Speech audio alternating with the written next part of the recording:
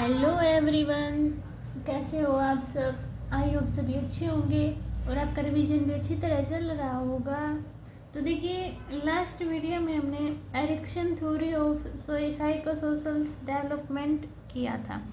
तो आज हम ब्रोन फेनबरेनर का इकोलॉजिकल सिस्टम थ्योरी को करेंगे। ठीक है, तो देखिए इसके प्रतिपादक कौन है? Urie brown फेनबरेन।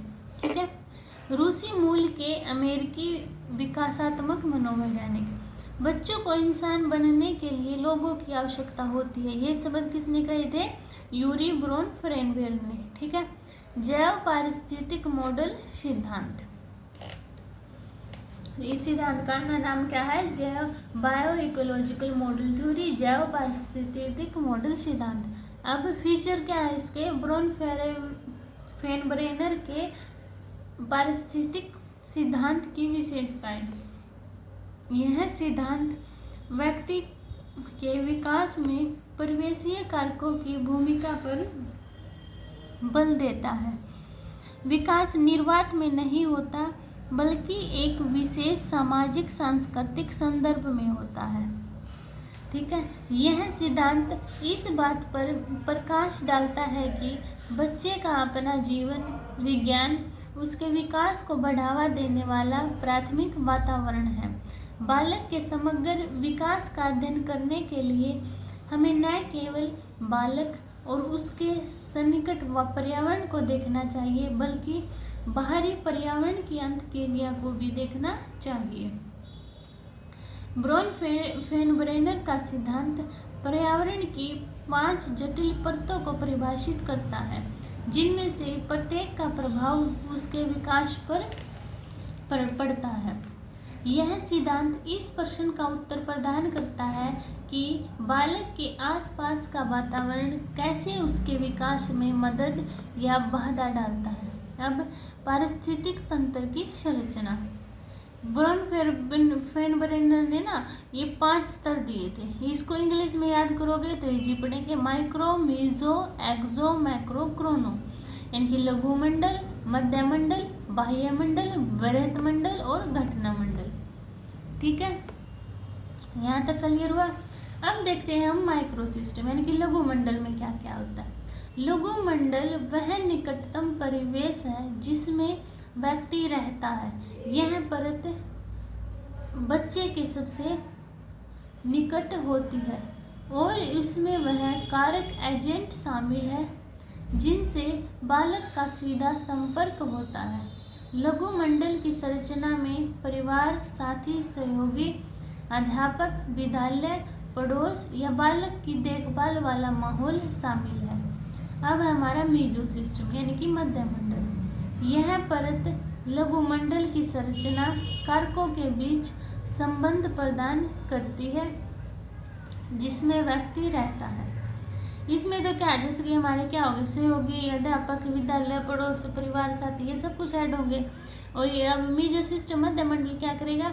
यह परत लघु मंडल के बीच संबंध प्रदान करेगा जिसमें व्यक्ति रहता है।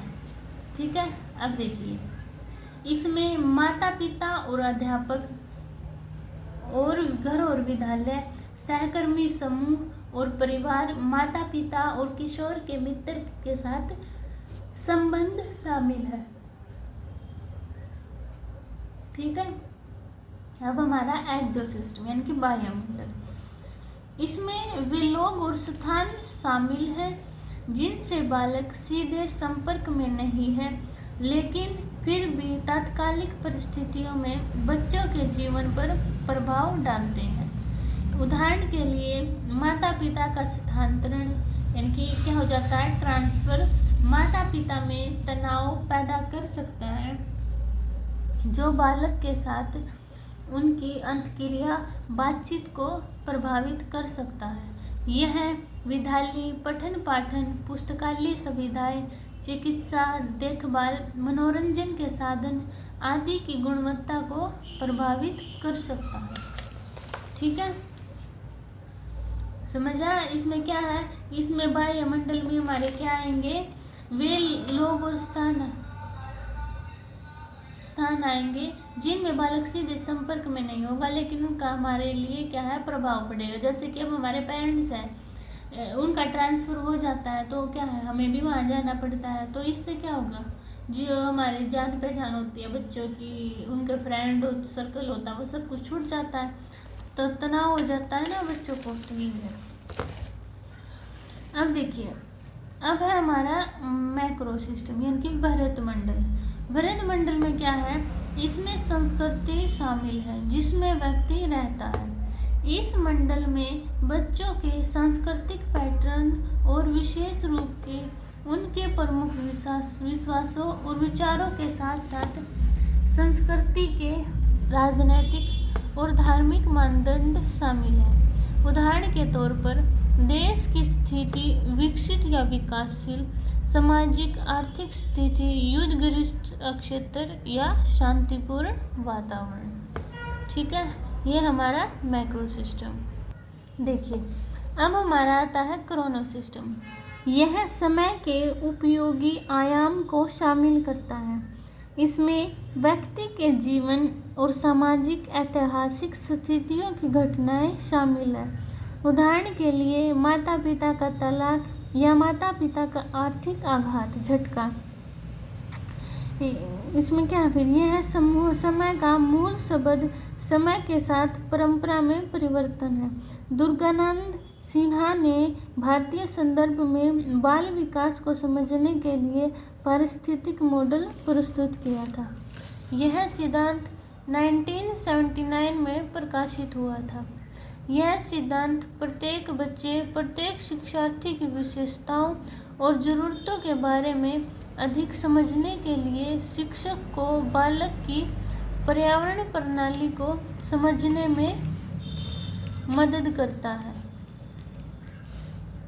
यह सिद्धांत मानव विकास की प्रक्रिया को एक व्यक्ति और प्रत्येक पर्यावरण के बीच अंतःक्रिया के आकार के रूप में दिखाता है। सिद्धांत की आलोचनाएं क्या थी?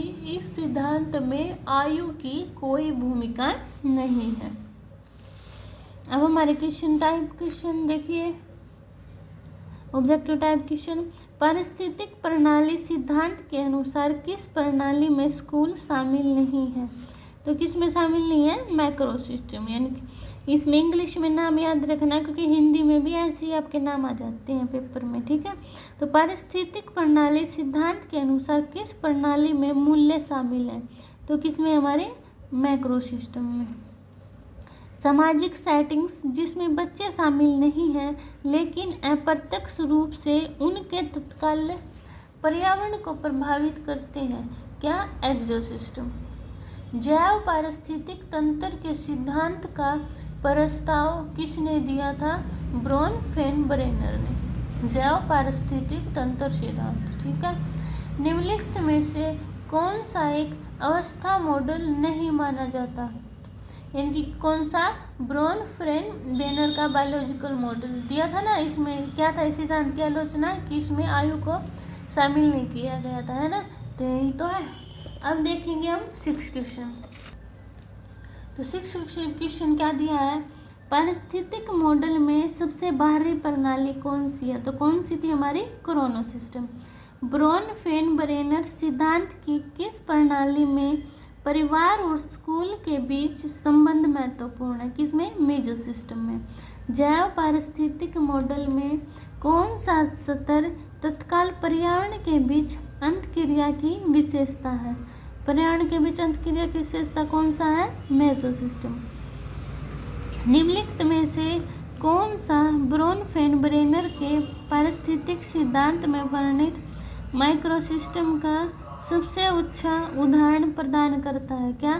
छात्र अपने शिक्षक से सीधे बातचीत करते हैं। किस जैव पारिस्थितिक प्रणाली में एक माता पिता का कार्यस्थल स्थित होगा? किसमें? एक्सोसिस्टम में। ब्रोनफेनब्रेनर के पारिस्थितिक सिद्धांत के अनुसार विद्यार्थी का परिवार, साथी और विद्यालय आदि उसके विकास को प्रभावित करते हैं। ये संबंध रखते हैं सूक्ष्म तंत्र से, यानी कि हमारे माइक्रो सिस्टम से। ठीक है, तो ये था हमारा ब्रोनफेनब्रेनर का पारिस्थितिक प्रणाली सिद्धांत। आप इसको रिवाइज करना। अगर आपको कोई भी डाउट होता है तो कमेंट सेक्शन में बता देना, मैं आपको फुल सपोर्ट करूँगी। अब मिलते हैं नेक्स्ट वीडियो में, तब तक के लिए बाय बाय।